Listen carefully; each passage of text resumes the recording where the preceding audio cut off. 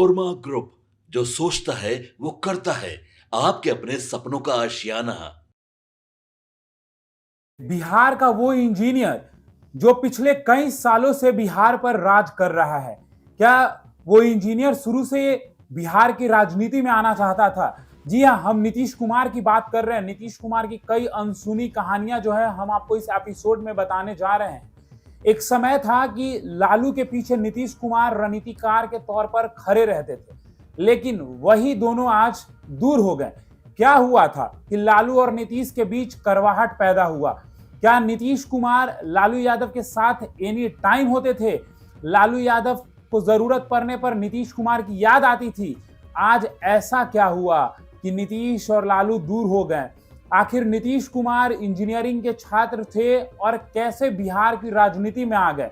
नीतीश कुमार की वो अनसुनी कहानियां हम आपको बताएंगे जो आपने नहीं सुना है। नीतीश कुमार के बारे में हम आपको वो भी बताएंगे कि एक रेल दुर्घटना और नीतीश कुमार का इस्तीफा और नीतीश कुमार के ऊपर कैसे लगा सुशासन का टैग, हम आपको सब कहानी जो है इस एपिसोड में बताएंगे। बहुत रोचक और खास होने वाला है ये एपिसोड, बहुत ध्यान से सुनिएगा। सबसे पहले हम आपको बता दें कि नीतीश कुमार जो है वो बख्तियारपुर के एक छोटे से गांव के रहने वाले हैं। सबका बचपन में सपना होता है, नीतीश कुमार भी चाहते थे कि हाँ वो इंजीनियर बने और नीतीश कुमार इंजीनियर बने भी। लेकिन अब नीतीश कुमार की एंट्री जो है वो बिहार की राजनीति में कैसे होता है? सबसे बड़ी बात हम आपको ये बता दें कि जेपी आंदोलन जो लीडरशिप की फैक्ट्री थी, क्या थी? लीडरशिप की फैक्ट्री। एक बंदा जो इंजीनियरिंग की तैयारी करता है और बाद में राजनीति में आता है, और राजनीति में आने का सबसे बड़ा कारण जो दिखाई पड़ता है जेपी आंदोलन। जेपी आंदोलन में पहली बार नीतीश कुमार पार्टिसिपेट करते हैं, भाग लेते हैं उसमें, और जहां उनकी मुलाकात बिहार के कई दिग्गज नेता से जो है उनकी मुलाकात होती है, वो दिग्गज बनने में लगे हुए रहते हैं, जैसे कि लालू यादव, सुशील कुमार मोदी, कई नेता वहां मौजूद रहते हैं। वहां पर नीतीश कुमार की जो पहली फर्स्ट स्टेप राजनीति की थी वो शुरू हो गई थी। आपको एक और बड़ी बात बता दें कि इंदिरा गांधी के इमरजेंसी के दौरान नीतीश कुमार को 19 महीने के लिए जेल भी हुई थी, और नीतीश कुमार ने जेल में ही जो है राजनीति का ज्ञान लेना शुरू कर दिया था, जिसको कखरा कहते हैं। नीतीश कुमार ने वहीं से सीखना चालू कर दिया था राजनीति का ABCD क ख ग घ, ये सारी चीजें जो है नीतीश कुमार की शुरू हो चुकी थी। अब समझिए आप, वो लड़का जो इंजीनियरिंग किया था, पहले जेपी आंदोलन, और जेपी आंदोलन के बाद वहां मुलाकात होती है कई बड़े नेताओं से, और बड़े नेताओं मतलब कि वो नेता अब बड़े हो गए, लेकिन उस समय वो भी जो है स्ट्रगल में ही थे। अब आपको ये बता दें कि लालू यादव 80 के दशक के जो है बड़े नेता माने जाते थे। लालू यादव का एक अपना बोलबाला था, लालू यादव की एक बड़ी नाम थी। अब लालू यादव के साथ नीतीश कुमार जुड़ जाते हैं, और नीतीश कुमार लालू यादव के रणनीतिकार होते हैं। कहा जाता है कि लालू यादव और नीतीश की दोस्ती ऐसी थी कि लालू नीतीश से बिना पूछे कोई काम नहीं करते थे। लेकिन ऐसा क्या होता है कि लालू और नीतीश की दोस्ती में दरार पड़ जाती है? ऐसा क्या होता है कि वो लालू और नीतीश जो एक साथ दिखते थे वो दूर हो जाते हैं? आपको एक और बड़ी बात मैं बता दूं कि 1994 में पहली बार नीतीश और लालू के बीच करवाहट देखने को मिला था। क्या हुआ था? क्या लालू यादव और नीतीश के बीच लड़ाई हुई थी? क्या लालू यादव कुछ ऐसे फैसले लेना चाहते थे जो नीतीश कुमार को नहीं पसंद था? क्या नीतीश कुमार को लालू यादव का वो एक्शन पसंद नहीं आया था? मैं बताता हूं आपको कि आखिर क्या हुआ था।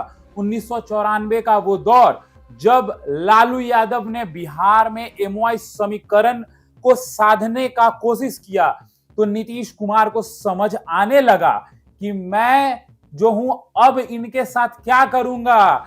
नीतीश कुमार को समझ आ गया था कि लालू यादव जो है अपनी राजनीति का रोटी सेकना चालू कर दिए हैं। लालू यादव MOI का जो राजनीति है वो कर रहे हैं, मुस्लिम और यादव का। लालू यादव खुद यादव थे, और मुसलमानों की राजनीति बिहार में MOI समीकरण की राजनीति शुरू हो गई थी। नीतीश कुमार को यह बात जो है अच्छी नहीं लगी, नीतीश कुमार को यह बात खटकी, और नीतीश कुमार लग गए खुद में। नीतीश कुमार अपनी रणनीति बनाने लगे। नीतीश कुमार को चाणक्य क्यों कहा जाता है ये आपको इस एपिसोड में पता चलेगा। जी हां, ये वही नीतीश कुमार हैं जो इंजीनियरिंग करते हैं, राजनीति में आते हैं, जेल जाते हैं और उसके बाद नीतीश कुमार जो हैं 1994 के बाद पहली बार कुर्मी चेतना रैली की जाती है जो लालू यादव के एमवाई समीकरण को साफ तौर पर टक्कर देती है। लालू यादव के एमवाई समीकरण को साफ तौर पर टक्कर देती है नीतीश कुमार की कुर्मी चेतना रैली। अब यहां से एक नया दौर शुरू हो गया, लॉकुस। जी हां, कुर्मी कोयरी जो है उसको साधने में नीतीश कुमार लग गए। नीतीश कुमार को एक बात बहुत अच्छे से पता था कि लालू यादव को अगर हराना है तो कोई बड़ी पार्टी से जो है तालमेल बनाना पड़ेगा, तालमेल बैठाना पड़ेगा। तो नीतीश कुमार ने पहली बार बीजेपी से हाथ मिलाया। अटल बिहारी वाजपेयी की सरकार थी और नीतीश कुमार ने इनसे हाथ मिलाया और नीतीश कुमार की मुलाकात होती है। उसके बाद नीतीश कुमार लग जाते हैं प्लान बनाने में कि बिहार में कैसे वो खुद को स्थापित करेंगे। जी हां, सही सुना आपने। अब समझिएगा एक बड़ी बात, आप जो IRCTC एप्लीकेशन से टिकट बुक कर लेते हैं, आप तत्काल टिकट बुक कर लेते हैं, इसके पीछे बिहार के नीतीश कुमार ही है। सही सुना आपने, इसके पीछे बिहार के नीतीश कुमार है। आप IRCTC खोलते हैं और तत्काल टिकट बुक कर लेते हैं। आज आपको शायद पहली बार पता चल रहा होगा, बहुतों को पता होगा, मैं ये बात मानता हूं, लेकिन नीतीश कुमार इसके पीछे के वजह हैं।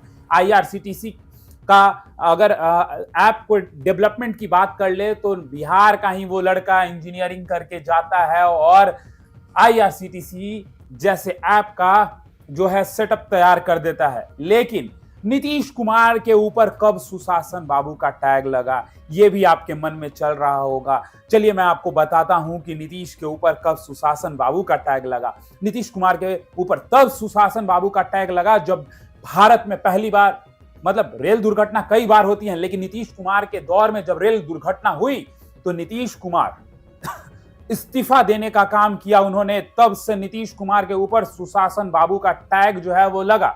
मतलब कि नीतीश कुमार 1999 में इस्तीफा देते हैं और नीतीश कुमार के नाम के ऊपर सुशासन बाबू का टैग शुरू हो जाता है। इसके पहले तक नीतीश कुमार काफी चर्चा में नहीं थे, लेकिन नीतीश कुमार ने जैसे ही इस्तीफा दिया वैसे ही नीतीश कुमार की नाम की जो गुंज है वो चारों तरफ गूंजने लगा। नीतीश कुमार कौन है? नीतीश कुमार किसने इस्तीफा दे दिया, क्यों इस्तीफा दे दिया? तो यही कारण था कि नीतीश कुमार ने इस्तीफा दे दिया। अब आप सोच रहे होंगे नीतीश कुमार, अब आप सोच रहे होंगे कि इस बार बिहार में नीतीश कुमार ने 10वीं बार मुख्यमंत्री की शपथ ली, लेकिन आपको पता है क्या कि नीतीश कुमार ने पहली बार मुख्यमंत्री के तौर पर कब शपथ ली थी? आपको बता दूं कि नीतीश कुमार पहली बार शपथ नीतीश कुमार ने 2000 ईस्वी में लिया था, लेकिन कितने दिनों के लिए लिया था? आप तो यही जानते थे ना कि नीतीश कुमार 2005 के बाद बिहार संभाल रहे हैं। जी नहीं, नीतीश कुमार पहली बार 2000 ईस्वी में शपथ लेते हैं, लेकिन कितने दिनों के लिए? 7 दिनों के लिए, मात्र और केवल 7 दिनों के लिए नीतीश कुमार शपथ लेते हैं। उसके बाद नीतीश कुमार की दूसरी कहानी चालू हो जाती है 2005 में। नीतीश कुमार जब पहली बार मुख्यमंत्री बनते हैं 7 दिनों के लिए, तो पंडितों का यह कहना होता है कि समझ आ गया ना आपको, लेकिन फिर वही नीतीश कुमार 2005 में कमबैक करते हैं और फिर से मुख्यमंत्री बनते हैं। लेकिन इस बार नीतीश कुमार का नैरेटिव अलग होता है। नीतीश कुमार ने लालू यादव के जंगल राज को टारगेट किया था। नीतीश कुमार ने लालू यादव के उस नैरेटिव को टारगेट किया जो लालू यादव को कहीं ना कहीं पीछे ढकेल रहा था। जिस तरीके से लालू यादव की कई कहानियां दिखाई जाती है, कई सूत्रों के हवाले से ये जब पता चलता था कि लालू यादव जो है पढ़े लिखे लोगों से क्या कराते थे, ये आपको भी अच्छे से मालूम होगा। तो नीतीश कुमार ने इन तमाम चीजों का फायदा उठाते हुए जंगल राज के टैग को कहीं ना कहीं आगे बढ़ाते हुए, जंगल राज को आगे बढ़ाते हुए नहीं, जंगल राज के नैरेटिव को लेते हुए नीतीश कुमार के ऊपर 2005 में जनता भरोसा दिखाती है और नीतीश कुमार मुख्यमंत्री बन जाते हैं। अब आप सोच रहे होंगे कि 2005 के बाद फिर से नीतीश कुमार मुख्यमंत्री बनते हैं, उसके बाद फिर मुख्यमंत्री बनते हैं। लेकिन एक और कहानी मैं आपको बता दूं, 2014 में 17 साल पुराना रिश्ता नीतीश कुमार ने नरेंद्र मोदी के चलते तोड़ दिया था। नरेंद्र मोदी के कारण नीतीश कुमार ने नाता तोड़ दिया था और नीतीश कुमार जो है उन्होंने महागठबंधन के साथ सरकार बना ली थी। आप समझिए कि किस तरीके से ये नीतीश कुमार चाणक्य बनते गए। 2015 में नीतीश कुमार ने मांझी को खुद के जगह मुख्यमंत्री बनाया, लेकिन वो दिखावा था। उसके बाद नीतीश कुमार जो है फिर से अपने आप को उसी दौर में ले आए, फिर से मुख्यमंत्री बन जाते हैं। लेकिन 2015 में एक और बड़ी बात होती है। नीतीश कुमार नरेंद्र मोदी के एक लाइन से नरेंद्र मोदी के जितने सिपाही थे सबको धराशायी कर दिया था उन्होंने, डीएनए वाला मुद्दा उठाकर। और नीतीश कुमार महागठबंधन के साथ मिलकर फिर प्रचंड बहुमत से सरकार बनाती है, नीतीश कुमार की सरकार। और उसके बाद जिस तरीके से नीतीश कुमार लगातार मुख्यमंत्री बने रहे हैं, आपने देखा कि 2000 ईस्वी में पहली बार 7 दिनों के लिए, फिर 2005 में जंगल राज के नैरेटिव को गढ़ते हुए नीतीश कुमार, उसके बाद 2014 में, 2015 में मांझी को सौंपते हैं कुर्सी, 2017 में फिर से जो है बीजेपी के साथ। अब सोचिए कि इसके बाद जो है नीतीश कुमार के ऊपर टैग लगने लगा पलटू राम का। जी हाँ, जब नीतीश कुमार ने लगातार पार्टियां बदलने का काम किया तब नीतीश कुमार के ऊपर पलटू राम का टैग लगने लगा। लेकिन नीतीश कुमार, ये वही नीतीश कुमार हैं जिन्होंने कभी सपने में नहीं सोचा था कि मैं राजनीति में आऊंगा, लेकिन राजनीति में आते हैं और एक मिसाल कायम कर देते हैं, एक मिसाल बन जाते हैं कि किस तरीके से पिछले 2 दशक से एक अन्य मार्ग में नीतीश कुमार ही हैं। और फिर से 2025 में नीतीश कुमार 10वीं बार मुख्यमंत्री पद का शपथ लेते हैं और मुख्यमंत्री बन जाते हैं। इस बार नीतीश कुमार का क्या नैरेटिव रहा आप तो जान ही रहे हैं ना। चलिए मैं भी आपको बता देता हूं। नीतीश कुमार साफ तौर पर इस बार जो एमओआई की समीकरण है नीतीश कुमार ने भी साधा, लेकिन लालू यादव वाला एमओआई समीकरण नहीं, नीतीश कुमार का समीकरण था महिला और यूथ। मतलब आप समझ लीजिए, नीतीश कुमार ने महिलाओं को 10-10 हजार रोजगार करने के लिए दिया। नीतीश कुमार ने कई काम ऐसे किए जो महिलाओं को साफ तौर पर फायदा पहुंचाते हैं। आपने देखा पोशाक योजना, साइकिल योजना, लड़कियों के लिए कई योजनाओं का शुरुआत नीतीश कुमार ने किया।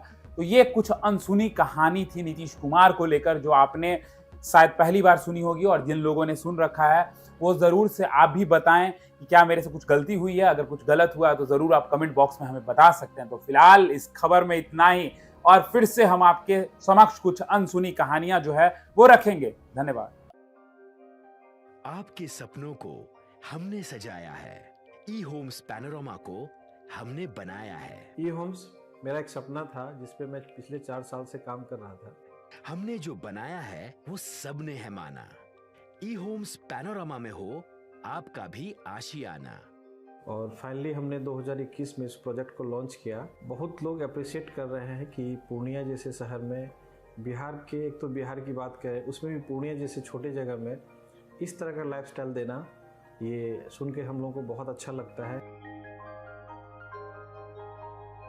ई होम्स में हमने कुछ और भी किया है, जैसे हम जिस जगह में रह रहे हैं हमारे फैमिली सिक्योर हो, उनको सिक्योरिटी का ध्यान में रखा है।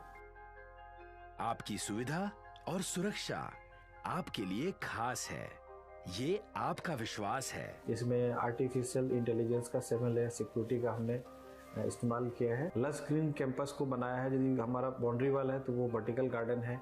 ये जितनी भी फैसिलिटी होता है एक इंटरनेशनल टाउनशिप में ई होम्स है, ये हम लोग विश्वास नहीं कर पा रहे हैं। जो भी हमारे मित्र, दोस्त या जो भी हमारे बाहर के बाहर आते हैं तो हम लोगों को बहुत अच्छा सुनने को मिलता है और बहुत अच्छा क्रेडिट मिल रहा है। वो सारा हमने सिर्फ एक बिल्डिंग नहीं बनाया, हमें एक बहुत अच्छा लाइफस्टाइल दिया ई होम्स में, और मेरा एक सपना था जिसको मैं आज फुलफिल होते हुए देख पा रहा हूँ। ये आपका आवास है। ई होम्स पैनोरामा में अब आपका निवास है। E homes panorama, luxurious lifestyle redefined. Panorama group, जो सोचता है वो करता है। अगर ये वीडियो पसंद आई और वह बिहार के राजनीति और बिहारियत से सरोकार रखेनी तो सब्सक्राइब बटन दबा के चैनल के सब्सक्राइब कर ली। ओजे एगो घंटी बा, ओकरा बटन दबा देला से कुल सटीक और मारक खबर रुआ मुफ्त में मिल जाई। अगर रुआ पत्रकारिता के हमनी के नया प्रयोग में सहयोग कर चाहतानी तो ज्वाइन बटन दबा दी।